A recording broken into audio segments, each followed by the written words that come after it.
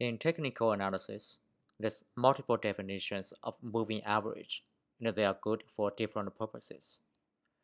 In this short video, I just want to introduce some basic differences between simple moving average and exponentially weighted moving average, or exponential moving average for short. The word moving means we are rolling forward as time moves forward.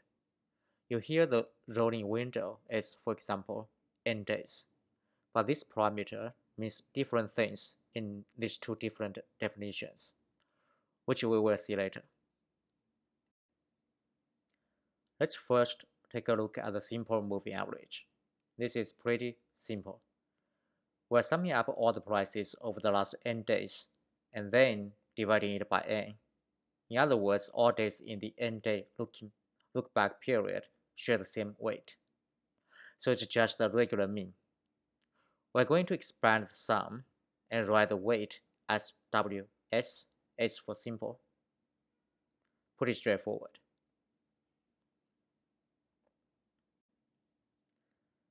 Now let's look at the exponential moving average. We're going to use the following definition with the recursive function. We weight the latest day with WE, E for exponential, and we are going to downweight the prior day's moving average value by its complement, 1 minus WE. To get a more intuitive understanding, let's expand this recursively. First, we write down the prior day's formulas. EMA t minus 1 is P t minus 1 weighted by WE plus EMA t minus 2 downweighted by 1 minus WE. And EMA t minus 2 is P t minus 2 weighted by WE plus EMA t minus 3 downweighted by 1 minus WE, and so on and so forth. We can now expand EMAT to the prices and the weight. PT times WE, then we have P t minus 1 times WE downweighted by 1 minus WE by plugging in prior day's formula. Then plugging in the day before, we have P t minus 2 times WE downweighted by 1 minus WE squared.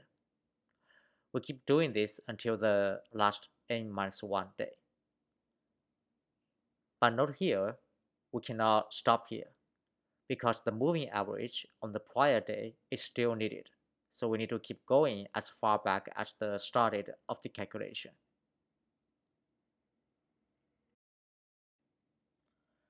So what's the purpose of n here? N here is used to define the weight, which is commonly given by 2 divided by n plus 1. So when n is smaller, you give the latest days more weight. When it's larger, you give the earlier days more weight.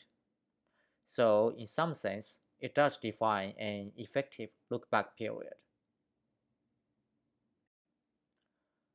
We can compare it with the weighting scheme of the simple moving average, which uses weight 1 over n. Note this is a constant and over a fixed look-back period. Mathematically, this defines a top hat, or equal weight, weighting filter. If we draw the weights as a function of the look-back days, from the latest day t prior day t minus 1 to the first day of the period t minus n minus 1, then they all have the same weight, Ws. If we draw the same function for the exponential weighting filter, for the latest day it's We, while for the prior day we downweighted by 1 minus We. And on t minus n minus 1, the weight is We downweighted by 1 minus We to n minus 1. And we don't stop here, as the days prior to t minus n minus 1 still carry some weight too. We can overlay the exponential function on top of the top hat filter and compare them. We is roughly 2 times WS if n is chosen to be the same. Prior to t minus n minus 1, exponential weights are not zero, while the top hat weights are. And the exponential filter gives the latest days more weights too.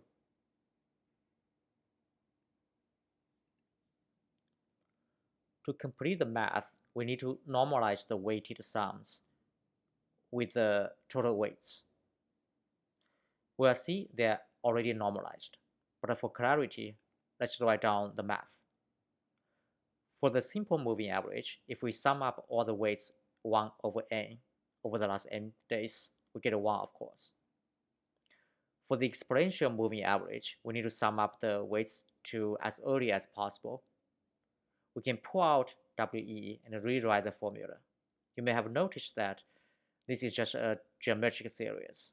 So if you plug in the geometric series formula, you get 1 over WE for the second term.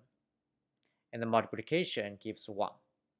This means with the downweight factor 1 minus WE, the weights are automatically normalized. It's also worth mentioning that there are other ways to define the filter by the WE directly, and you may call it alpha, by center of mass, or by half time of decay, which is look back time when the weight decays to 50%. I won't describe them in detail here, but rather just mention that they can be converted to each other pretty easily. One simple exercise is to calculate the total weight of the exponential filter up to t minus n minus 1 for an intuitive understanding for how much weight there is in the same look-back period as the simple moving average. Okay, let's summarize. We now see the simple moving average is an equally weighted average with a rolling top hat filter, while in the exponentially weighted moving average case, we downweight each consecutive day looking back. This exponential filter means we are giving more weights to the latest days, but also means we give early days some small weights too. So if the values on early days were drastically different from latest days, they will have some non-negligible effects, unlike in the case of simple moving average.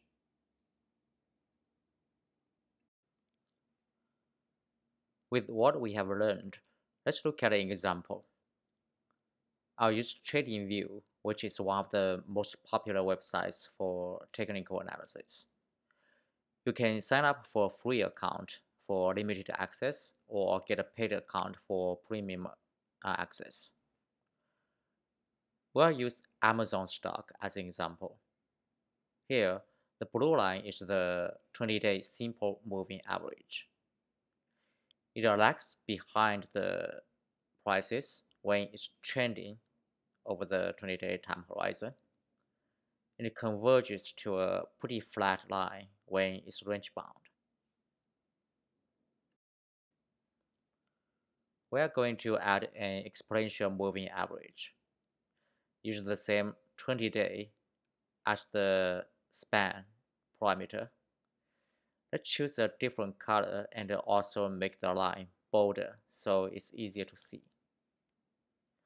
Remember, the exponential filter gives latest days more weight, so we should expect it to follow the price moves more closely, or lagging less.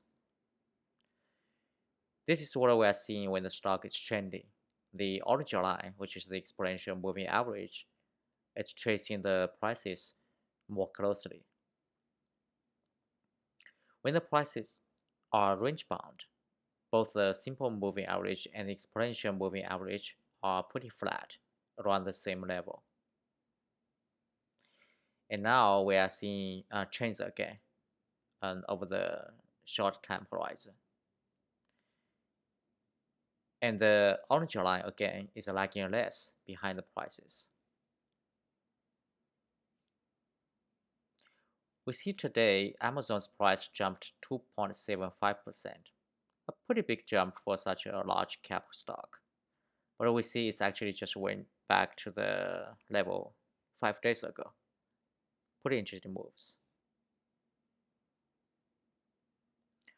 As we mentioned before, if the earlier days are drastically different from latest prices, then they would have a non-negligible effect. It's not easy to see for Amazon stock in the time window I'm showing here, but it's something we should keep in mind. Okay, exponential moving average sometimes is a little confusing, but hopefully you'll find this useful, and hope to see you again next time.